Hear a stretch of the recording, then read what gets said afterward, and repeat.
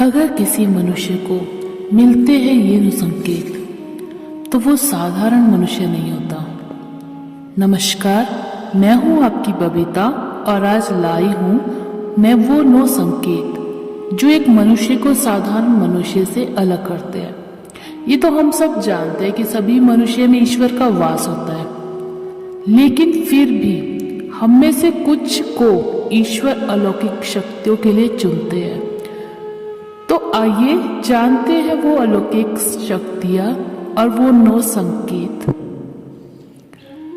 भगवान भले ही हमें प्रत्येक रूप से ना दिखते हो, लेकिन फिर भी हमें उनके होने का आभास होता है, और ये एहसास सिर्फ उन्हीं लोगों को होता है जिनके अंदर कोई विलक्षण शक्ति होती है। दोस्तों, भगवान श्री कृष्ण ने मनुष्यों को ऐसे 9 लक्षणों के बारे में बताया है।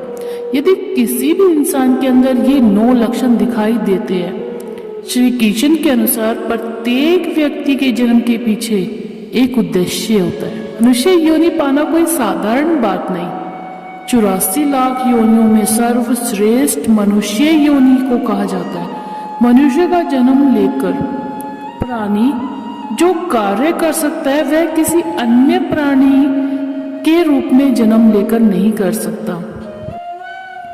इसीलिए मनुष्य को धन्यवाद देते रहना चाहिए। लेकिन कुछ मनुष्य जानवर रूप से बर्ताव करते हैं।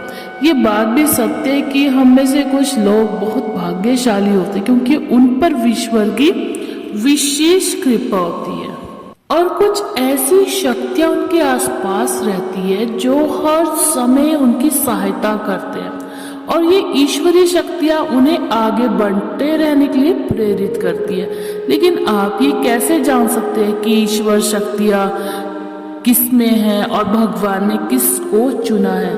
तो आइए मैं आपको बताती हूँ। आइए जान लेते हैं उन 9 संकेत के बारे में कि भगवान आपके साथ है। भगवान श्री कृष्ण के अनुसार पहला संकेत, जो मनुष्य किसी भी कार्य को करते हुए सुख दुख के बारे में नहीं सोचता है, चाहे सर्दी हो या गर्मी हो, वो कभी अपने कार्य को बीच में नहीं छोड़ता है। चाहे कितने भी संकट खड़े हो जाए, वो अपने मार्ग से विचलित नहीं होता है। वह अपना कार्य पूरी निष्ठा के साथ करता है। लोग दूसरा लक्षण, कभी दूसरों की बुराई नहीं करता। श्री कृष्ण कहते हैं, जो व्यक्ति दूसरों की बुराई नहीं करता या सदैव दूसरों का भला ही सोचता है, वो व्यक्ति सर्वश्रेष्ठ होता है। आजकल लोग छोटी छोटी बात पर निंदा करते हैं और दूसरों को अपमानित करते हैं या अहित करना आदि प्रकार के निंदित कार्य करते रहते हैं। इसी कारण वो कभी जीवन में सफल नहीं होते, आगे नहीं बढ़ पाते हैं।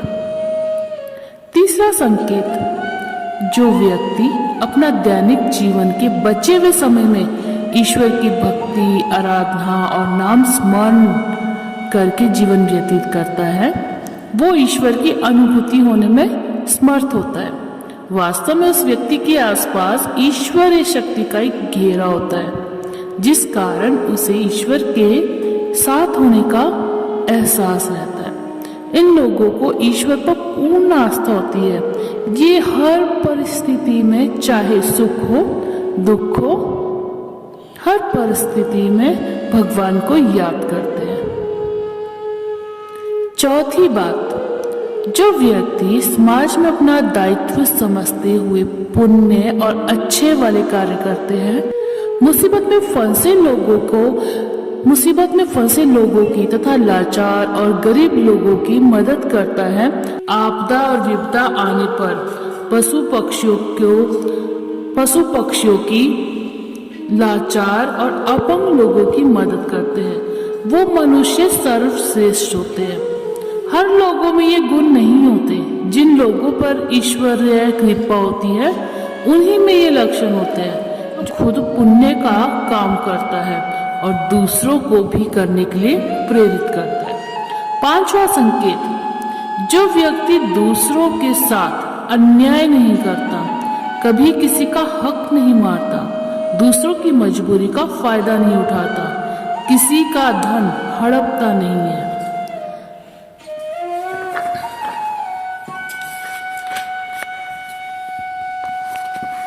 ऐसे मनुष्य श्रेष्ठ होते हैं। जो ना तो किसी से ईर्ष्या, द्वेष और किसी से घृणा करते हैं, वो मनुष्य संसार में कृति पाते हैं। छठा संकेत है पूर्व आभास होना।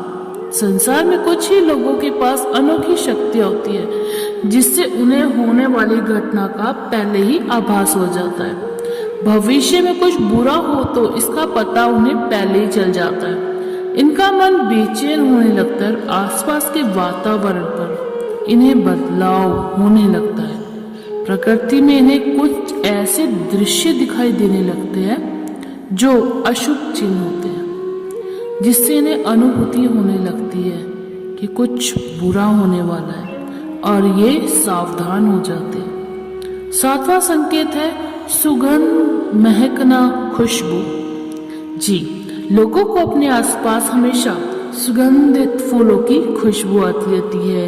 धूप, अगरबत्ती या कपूर जैसे खुशबू का झोंका उनके आसपास रहता है, तो ये ईश्वर की मौजूदगी का एहसास होता है, संकेत होता है।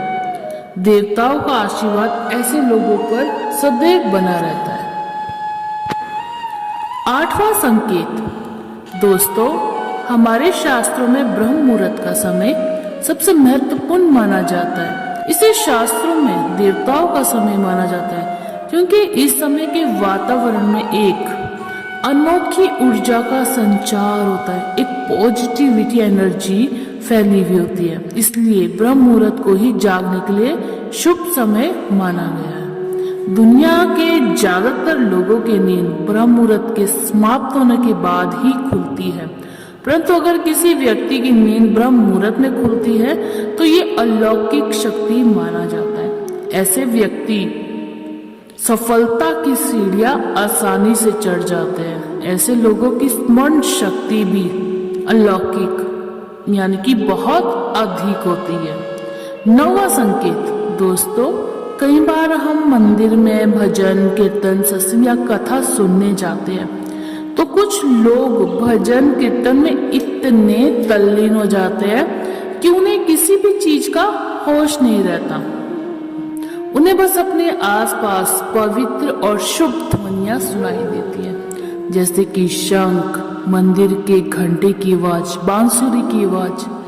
निश्चित ही ऐसे व्यक्ति भगवान की कृपा के अधिकारी होते हैं और ईश्वर भी ऐसे लोगों को बहुत प्यार करते हैं। जो व्यक्ति ईश्वर के चरणों में ही परम आनंद की अनुभूति करता है और ईश्वरीय शक्ति को ही परम आनंदित मानता है, ऐसा व्यक्ति ना तो दुखी रहता है और ना ही किसी को दुखी कर सकता है। ऐसा व्यक्ति सदाचार के मार्ग पर चलता रहता है और ये ईश्वर की तरफ से मिला हुआ विशेष आशीर्वाद होता है, जिससे वो समाज में सदैव आदर और सम्मान पाते हैं।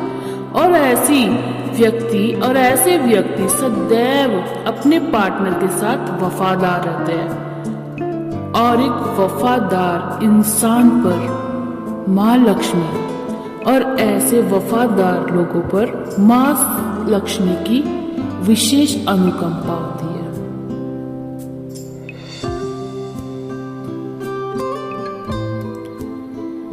और संसार